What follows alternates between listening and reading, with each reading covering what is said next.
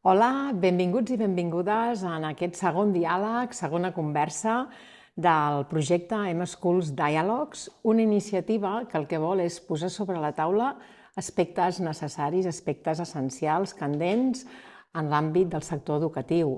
I no vol fer-ho des d'un marc teòric, des d'una classe magistral, sinó des de l'aprofundiment en la reflexió, amb el diàleg, que compartim amb vosaltres i amb persones de trajectòria i expertesa en diferents àmbits i en diferents recorreguts.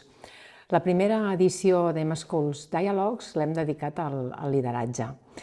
En el primer vídeo, de fet són dos vídeos, dues seqüències que podeu recuperar, vàrem conversar amb Xavier Marcet. Xavier Marcet ens va parlar de senzillesa, ens va parlar de saviesa, ens va parlar de menys PowerPoints i més fixar-nos en les persones, i sobretot de fer que les coses passin. I ara, en aquest segon diàleg, farem que les coses passin amb una persona que ens fa també molta il·lusió que hi sigui. És un luxe poder-hi conversar i poder compartir la seva professionalitat i el seu bon ser i el seu bon fer. Està aquí avui amb nosaltres Iolanda Bataller. És una sort perquè ella té trajectòria gran, en majúscula, en molts àmbits, no només en l'àmbit de la comunicació, en l'àmbit també del lideratge, directora, en el seu moment no temps, de l'Institut Ramon Llull, actualment en la direcció de la llibreria Ona, del projecte Ona Llibres. Expertesa com a lideratge, també al capdavant de diferents projectes i diferents iniciatives, editora, escriptora, reconeguda, premiada i també professora. I aquesta vessant també és molt interessant, de compartir amb mestres, amb professors, amb persones que tenen inquietuds per compartir el coneixement. Benvinguda, molta il·lusió. Moltes gràcies i enhorabona per aquest projecte. Has dit que el Mercet deia el tema dels PowerPoints. Jo sempre dic, no em portis PowerPoints i mira'm els ulls. És a dir, que això m'ha encantat. Ens mirarem els ulls. Ens mirarem els ulls. Ens mirarem els ulls. El seu últim llibre, que jo a nivell personal he llegit i he regalat i he compartit, diu atreveix-te a fer les coses a la teva manera. La revolució del lideratge de les dones, que ella aquí l'enfoc que fa és des de la visió femenina del lideratge, també necessari reivindicar-ho, però a mi m'agraden dos conceptes. Un és el d'atrevir-nos i l'altre és el de fer les coses a la nostra manera. Que el primer concepte, una mica el de gosar, i a nivell educatiu també hem de gosar amb moltes coses. Hem de gosar amb la llengua, hem de gosar amb el debat que hi ha ara de la tecnologia educativa. Sembla que prohibim-ho tot i tornem enrere. Hem de gosar amb els talents que tenim a les nostres aules i estirar-los, perquè la societat necessita que els nostres joves acabin fent de tot. Necessitem també bons professionals, persones que s'impliquin en projectes. Per tant, aquest gosar i aquest a la nostra manera. I com penso jo en les escoles i amb els equips i en els projectes de les escoles, els contextos són diferents. Per tant, tothom ha de pensar en la seva manera, perquè tenim uns alumnes, tenim un context, tenim un entorn, comptem amb uns recursos que són diferents als centres educatius i amb persones que fan els equips diferents. I per tant, aquest atrevir-nos a fer les coses a la nostra manera em semblava molt interessant. I ens agradaria compartir amb tu avui, en aquesta primera conversa, 4 aspectes que jo aniré citant i que surten en el llibre. De fet, el podríem citar tot, perquè hi ha una cosa molt bonica, que és que portes la quotidianitat, coses quotidianes a nivell d'expertesa, de professionalitat, que podem aplicar a l'escola i en diferents àmbits, i això és bonic. Sí, jo de fet dic que és l'antimanual. Jo crec zero en manuals. Llavors aquí el que faig és compartir efectivament l'experiència dirigint equips des de fa més de 30 anys. I m'agrada que hagis dit l'atreveix-te a fer les coses a la teva manera. El subtítol, aquesta la revolució del lideratge, que en català és de les dones, però en la versió anglesa és de la diferència. És la revolució del lideratge de la diferència. Que jo crec més en això, perquè no crec que sigui una cosa de dones i homes, sinó de persones que durant dècades, segles, no se'ns ha esperat a llocs de responsabilitat, siguem dones o homes o el que cadascú es consideri, que hi arribem i que aleshores, evidentment que potenciem allò que s'ha fet bé fins a aquell moment, però també hi arribem per atrevir-nos a fer les coses a la nostra manera. Per tant, això em sembla també endavant. Però bé, tu anaves cap al camí, em sembla, de la valentia. Sí, anava a 4 aspectes que he seleccionat i que en aquesta primera conversa podem compartir. Jo havia seleccionat parlar de felicitat, de lideratges feliços, de qualitat, el lideratge també ha de ser de qualitat, parlava de valentia, una mica la gosadia, de lideratges valents i per acabar una mica la conversa de la creativitat, aquesta capacitat de ser creatius amb allò que fem. I si et sembla, podríem començar per aquest primer bloc. Jo n'he dit lideratge per la felicitat o lideratges feliços. Dius en el llibre, si l'objectiu d'una persona és ser feliç, l'objectiu d'una directora és que l'organització que dirigeixi sigui feliç. Clar, estem d'acord que quan parlem de felicitat parlem d'un nivell profund, jo sempre dic de felicitat, no parlem d'aquesta felicitat superficial que podem trobar en un reel d'Instagram, diem-ho així de clar. Però clar, l'educació avui no sé si podríem dir que és un sistema feliç, perquè té molts reptes, ho dèiem abans, té el repte de la llengua, té el repte de la complexitat que estem atenent a les aules, perquè el teixit social ha evolucionat, és diferent, hi ha molts de moviments, la disrupció tecnològica, que també parlàvem, i això ha portat el sistema a com polaritzar-ho tot. No hi ha gris, o tot és blanc o tot és negre, o hem de tornar enrere o no podem, o som molt per davant, i clar, potser diríem que està com una mica malalt, Sortim a la radiografia de PISA i socors, ens estirem els cabells perquè estem a la cua, perquè és veritat que estem en una societat que ho medim tot han de ser números i dades, i parlem de lideratge i hi ha molts intangibles. I a mi m'agradava això de ser feliç, perquè quins haurien de ser els valors essencials d'aquest lideratge feliç? Sí, primer de tot aquesta puntualització que deia de l'antimanual, o sigui, aquest llibre, aquest projecte, compartir aquesta experiència és perquè cadascú trobi la seva manera.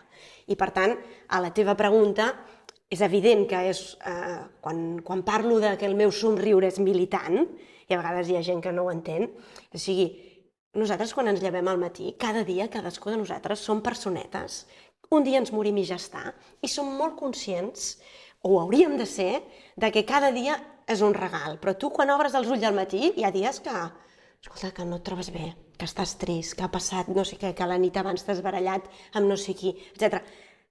En aquell moment, quan obres els ulls, o almenys jo intento fer-ho sempre, és una mica donar gràcies primer de tot i després dir, val, avui tot això, com ho encararem, no? I sempre defenso encarar-ho des del somriure militant. Que el somriure militant, com aquesta felicitat que tu preguntes, és evident que no és un somriure, no, és des de dins i és una decisió conscient que, malgrat que les coses poden ser molt complicades, feixugues, que podem tenir un dia millor o pitjor, que l'escola, el projecte educatiu que ens pertoqui pot estar millor o pitjor, nosaltres, la nostra responsabilitat en aquest cas com a directora és estar en les millors condicions i en aquest somriure militant o aquesta felicitat que tu menciones. Perquè totes nosaltres sabem posar cara de cagarro, com aquells directors històrics o no històrics, que caratem de, ui, això tu calla que no et pago per parlar, tu no pensis perquè això no ho faràs mai, això no ho canviarem, això sempre s'ha fet així, totes aquestes frases que a mi quan me les diu m'encanta, quan arribo a dirigir un projecte nou i em diuen alguna d'aquestes penso, fantàstic, aquí hi ha molta feina a fer i la farem tota. Aleshores, comentes, l'escola, el nivell de felicitat o no de l'escola està en un moment difícil. A mi em sembla que moments fàcils i difícils hi són a tot arreu i en tot moment. Aleshores, la responsabilitat des de la directora, la líder, el líder és, sempre m'agrada dir que l'eina més complicada de dirigir o la persona més complicada de dirigir ets tu mateixa. Per tant, sempre hi ha un tema d'actitud amb què faràs tot allò. I per tant, aquesta pregunta teva d'aquesta felicitat des de dins, d'actitud que es pot expressar somrient físicament o no, és simplement dir, d'acord, tot això anem a fer el millor amb tot això, perquè sempre es pot fer el millor amb tot allò que tenim, que a vegades pot ser molt poc, a vegades pot ser terrible, a vegades pots comptar amb que dius, caram, és que vaig coixa amb mig ull, però és igual, això és el que hi ha en aquests moments, no? Doncs vinga, què fem amb tot això? És en aquest sentit que hem de portar endavant les coses. Per tant, és una... Perquè, a més, els tons, les actituds, s'encomanen. Jo, per exemple, perdó, hi ha una cosa que sempre dic que és solucions o felicitat.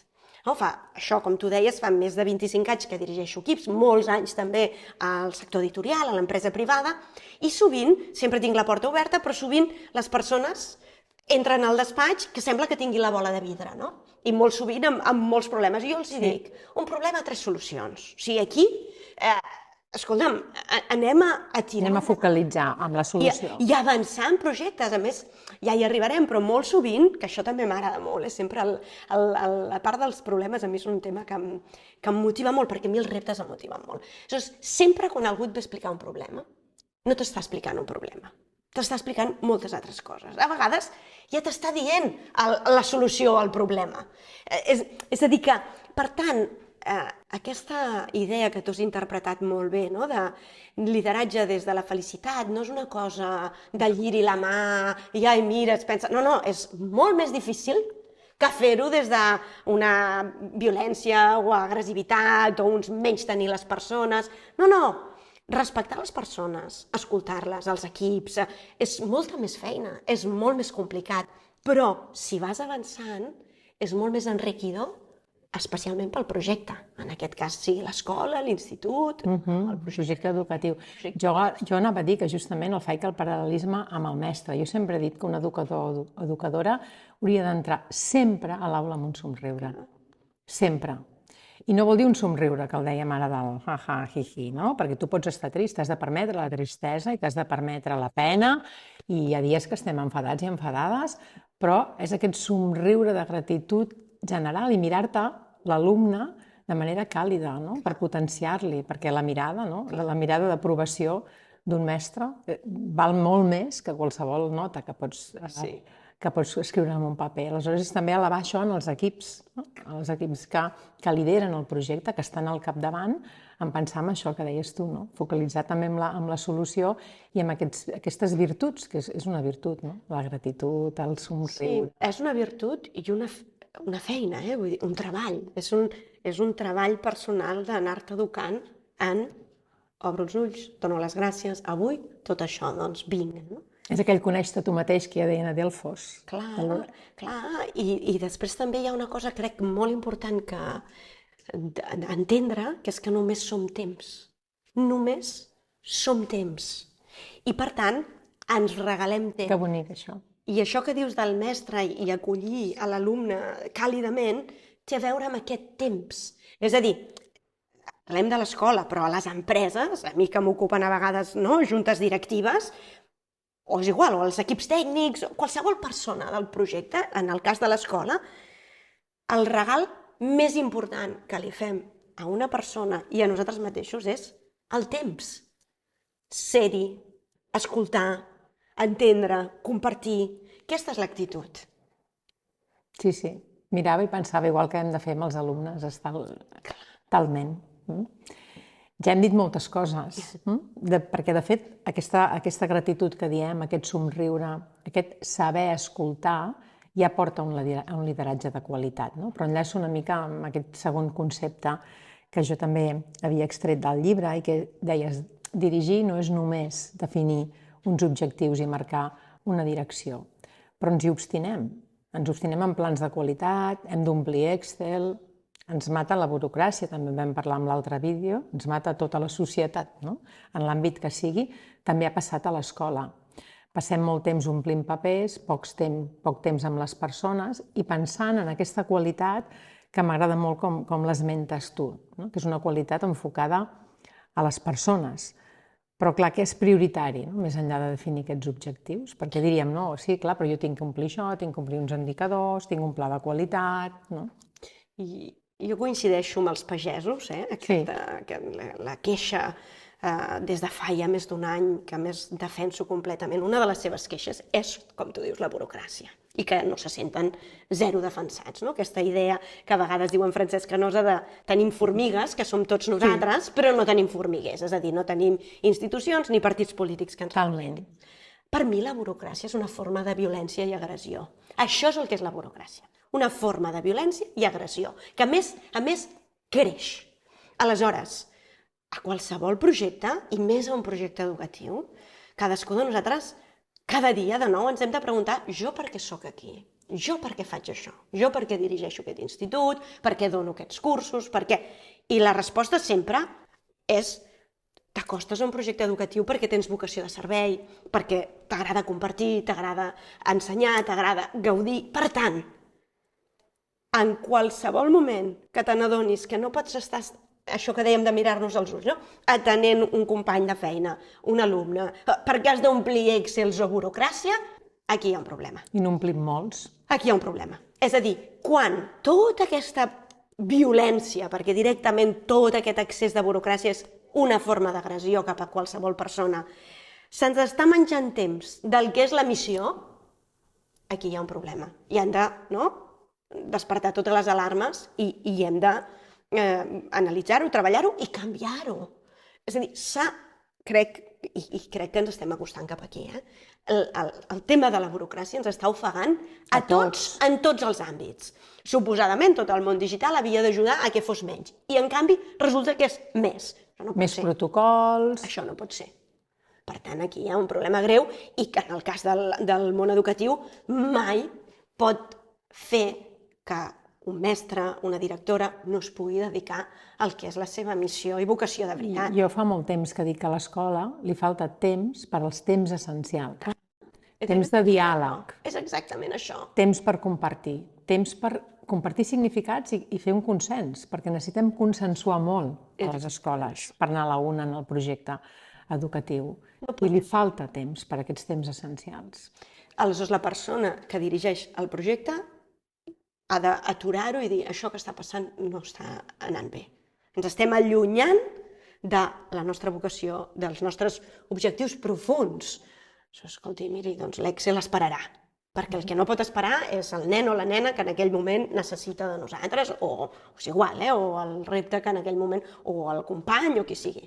És certament un repte que tenim sobre la taula i molt gran, molt gran. Que va molt més enllà de l'educació, És un repte de país. De país, estic totalment d'acord.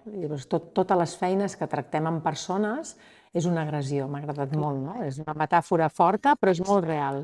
No, és que és una forma de violència. Sí, és una forma de violència. Parlem de violències i el tercer bloc que teníem parlava de problemes. De problemes, però davant dels problemes, que ja ho has dit una mica, d'enfocar la solució, però també de lideratges valents. I tu dius, davant d'un problema, la primera pulsió és ignorar-lo o negar-lo. Jo diria, ignorar-lo, negar-lo, fer veure que no hi és, prohibir-lo. A l'escola moltes vegades posem tanques, que això no entri a l'escola, que a l'escola d'això no se'n parli, a l'escola això no li pertoca.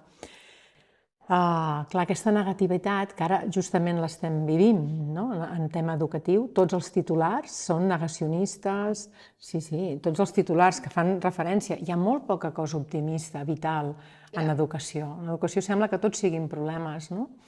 I per tant, jo volia parlar una mica de tot això, de reivindicar que les coses importants també s'han de posar sobre la taula, que no podem ignorar o fer veure que no passa.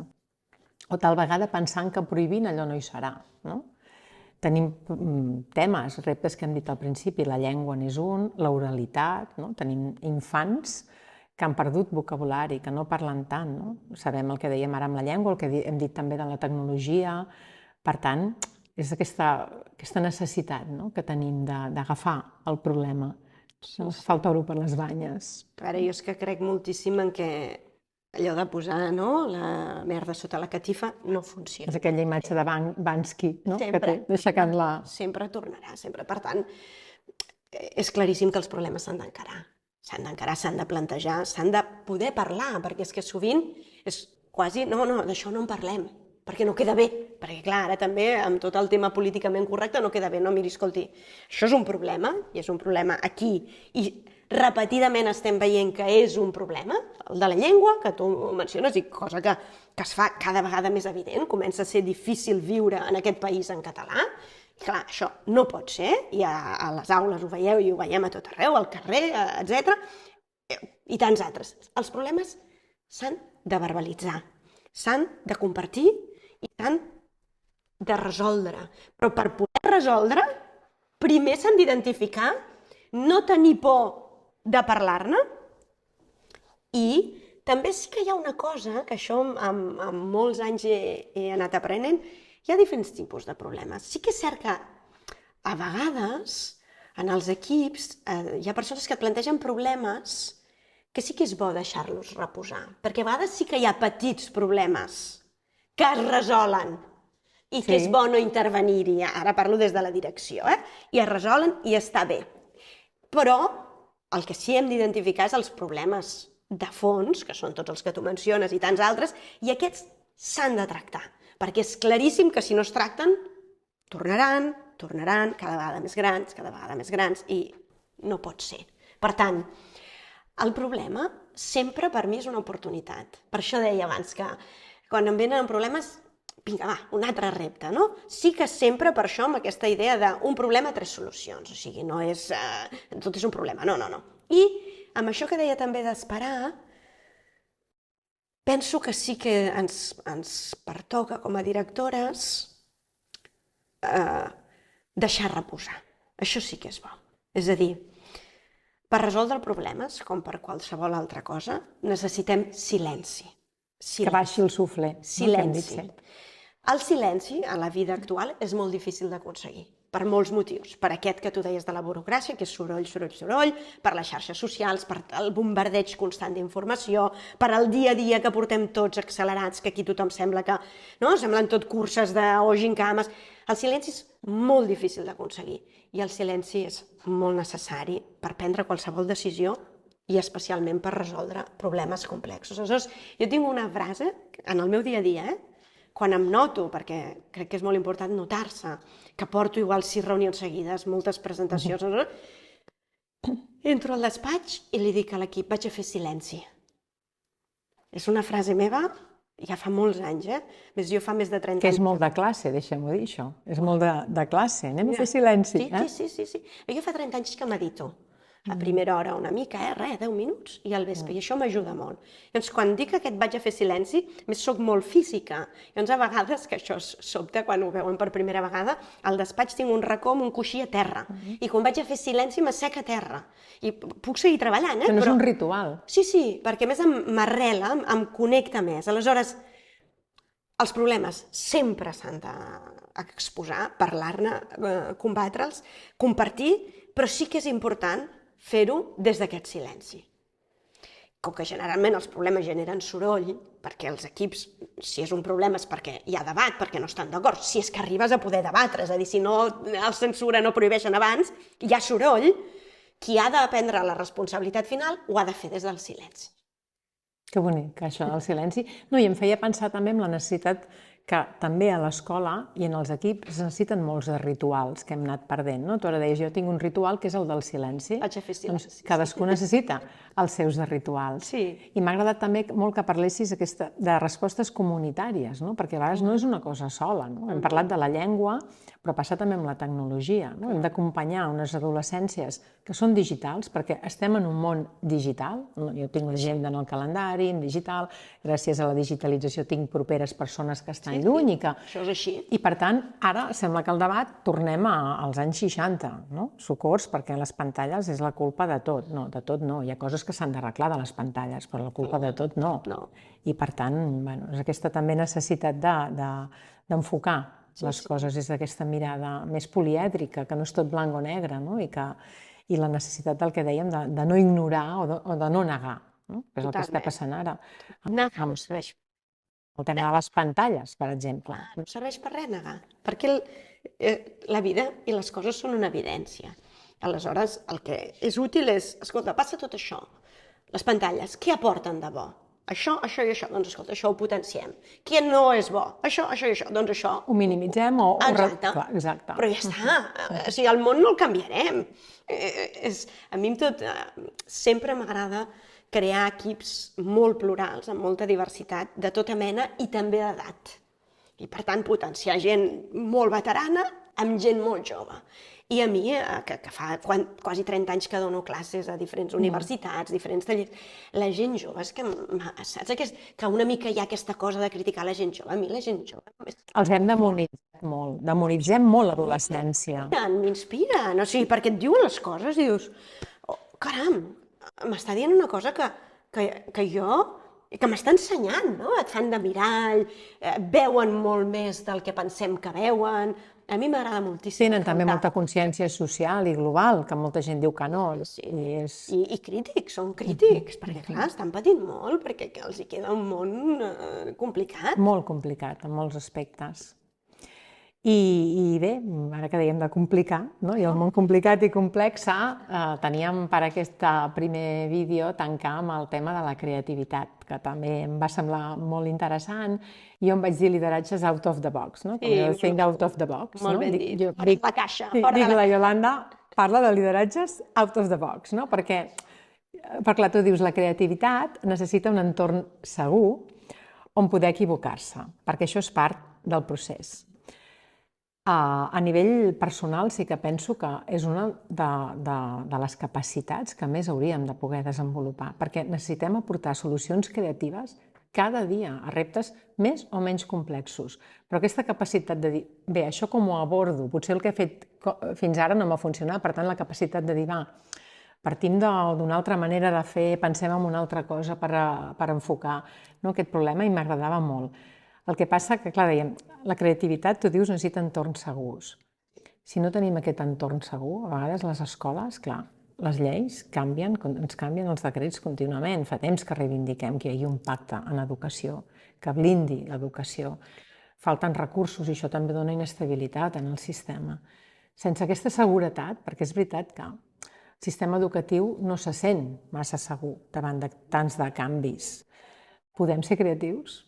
És difícil, però... No, jo crec que sempre podem ser creatius, però sí que quan parlo d'entorn segur, més enllà que sigui una empresa privada, una empresa pública, una escola, el sistema, etc., penso que la directora o l'equip directiu, encara que ho estiguin passant molt malament, han de crear un entorn segur pel seu equip on es pugui ser creatiu.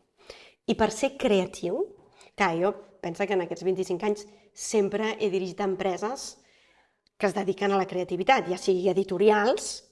És a dir, qualsevol projecte ha de ser creatiu, però a més n'hi ha que són... que el resultat és creatiu per ser, no? Tant el món editorial, o l'Institut Ramon Llull, o ara Ona, o com a escriptora, o com a... Per crear, per tenir bones idees, n'has de fer 100 de boges, i d'aquestes 100 boges en sortiran 10 de bones. Per tu poder fer 100 idees boges, has de tenir un entorn que les aculli, no que et jutgi. És a dir, en un entorn de por, d'autoritarisme, de crítiques, la gent no serà creativa, perquè la gent té por. Que aquest és un altre tema que es parla molt poc, de la por. La por ens marca a tots. És veritat. I les empreses, les escoles, la gent té por. Encara avui en dia hi ha molta gent que va medicada a la feina per aguantar les direccions, els companys... Amb por no ens atrevim, justament, que dèiem al principi de la conversa. La por és l'anticreativitat. Tu, per ser creatiu, has de saber, especialment que la teva directora, però els companys i tothom, davant de qualsevol bogeria que diguis, perquè la creativitat està propera a la bogeria, no t'estaran jutjant i dient, oi, avui al matí s'ha llevat i... No. Diran, home, això sí, això no. O sigui, t'has de sentir còmode, t'has de sentir que et protegeixen, un entorn que et protegeix, i d'aquí sorgeix molta creativitat. Aleshores, encara que la complexitat externa que tu narres sigui terrible, les lleis, el sistema i tal, la feina de l'equip directiu, que és qui ha de crear l'entorn, ha d'aconseguir això, és part de la feina. Aquesta comoditat, aquesta seguretat... I aquí hi ha coses que també es fan poc i que jo crec, potser són més típiques del món anglosaxó, i jo hi crec molt. Per crear un entorn segur hi ha moltes maneres. I una d'elles és, després d'una reunió, a mi m'agrada com a mínim un cop al mes fer una reunió creativa sobre un tema. Anem a buscar idees sobre això. I igual fas aquella reunió i tu sents que aquell dia, com a directora, no has estat especialment bé. És quan acaba la reunió, també m'agrada fer com una mica de valoració, i si la directora diu, avui no m'agrada com he estat, o com he resolt això, o aquesta... Clar, la resta diuen, ostres, és la directora i està dient que no ho ha fet prou bé? Llavors, també se senten còmodes de dir, ai, doncs avui no ho he fet prou bé. L'error. Clar, El permetre's clar, l'error. perquè és que moltes de les coses més creatives i més precioses de molts projectes neixen a partir d'errors, o de molts errors. Cada cop diu, sí, això és molt boig, però mira això. Però clar, per fer aquest viatge, principalment no has de tenir por. I per no tenir por, has de crear aquest entorn de seguretat. I ara, escoltant-te, deia, clar, la creativitat s'entrena, s'hauria de poder entrenar. Perquè jo parlo amb tu i dic que ella no necessita entrenament per la creativitat. No, cada dia. Ets un pou d'idees, no? Però no tothom. Per ser creatiu, els equips haurien d'entrenar aquesta creativitat. Evidentment, o sigui, s'ha d'entrenar cada dia. S'ha de treballar. També penso que com a responsable d'un equip has de potenciar, identificar les qualitats de cadascú i potenciar-les. És cert que en un equip, i a més sempre crec que és bo crear equips complementaris, hi ha gent potser molt més endreçada, molt més de baixar les idees a terra, i altres que volen tot el dia, que tenen grans idees però després no les saben aterrar. Tan necessaris són els que saben aterrar creativitat com els que saben generar creativitat. I tan valuosos, això també és important, que no sembli que aquí els que tenen grans idees són importantíssims i els pobres que ho aterren, que són els que hem de fer, no? El que els anglesos diuen hands on deck i posem aquests no, tots són superimportants. Ara, a la pregunta teva de si la creativitat s'entrena molt, mira, jo un dels cursos que faig, més en l'àmbit de l'escriptura, es diu escriptura des del cos. Jo escric a mà, els primers manuscrits meus sempre són a mà, crec molt en la part física de l'escriptura. Del procés. Crec que genera continguts diferents, després òbviament passo a l'ordinador i edito, però sempre hi ha aquesta part. I en aquest curs, sempre, durant tot l'any, als alumnes una de les coses que els hi faig és que han de tenir una llibreta al costat del llit. I al matí, quan obren els ulls, el primer que han de fer és apuntar el que han somiat. Que et trobes que la gent que no està gens connectada amb els somnis diu, no, és que jo no somio. Dic, bueno, tu poses la llibreta al costat del llit i abans de mirar el mòbil, no? Perquè hi ha gent que obre els ulls i mira el mòbil, que dius, no. Obres els ulls, t'asseus allà i apuntes. Si fas això, hi ha un moment que cada vegada apuntes més somnis. I de fet, jo que ho faig des dels 17 anys, tinc diferents moments que he d'aturar perquè si no... Et falta llibreta. No, perquè la vida del somni està cada cop més present i et vas despertant per anar apuntant. Sí? Et poso aquest exemple dels somnis perquè els somnis estan molt connectats amb la creativitat. És a dir, hi ha una part nostra que està també menystingut sempre que té a veure amb que t'atreveixes a fer les coses a la teva manera, que és la de la intuïció. La intuïció és molt poderosa en tots els àmbits, també per solucionar problemes, per prendre decisions, per crear. I en canvi, des de petits, quasi que... No, per què? Perquè la intuïció, que sempre, d'una manera natural, ha estat més de les dones, agafa molta por, perquè la intuïció és no control, la intuïció es mou per uns altres llocs que no són els de... Tots els intangibles han fet por. Exactament. Aleshores, la creativitat està molt relacionada amb la intuïció. I hi ha moltes tècniques, aquesta que dic de la llibreta, que promouen que tu tornis a connectar amb aquesta intuïció. Per tant, la creativitat s'entrena cada dia. Tot és pic i pala cada dia. Jo, Ona, diem que ens farem una samarreta que digui pic i pala cada dia. No, perquè a vegades la gent diu, oh, quin bon rotllo que hi ha aquí, oh, que bonic, i sembla que és... És pic i pala. Pic i pala cada dia. Bueno, doncs és una frase molt nostra i molt bonica també per tancar aquesta primera conversa que podríem seguir perquè sempre és una riquesa. Nosaltres reprendrem la conversa en el següent vídeo on també convidarem a 3 directores més i seguirem amb tots aquests aspectes que ja n'ha dit molts. Hem parlat d'aquests rituals que també ens fan falta, d'aquests equips polièdrics, de la diversitat, de la creativitat, de la gratitud, de la felicitat, d'entrenar els equips per sobretot trajectòries felices i de qualitat en tots els projectes. Moltes gràcies, Iolanda. Gràcies a vosaltres, un plaer.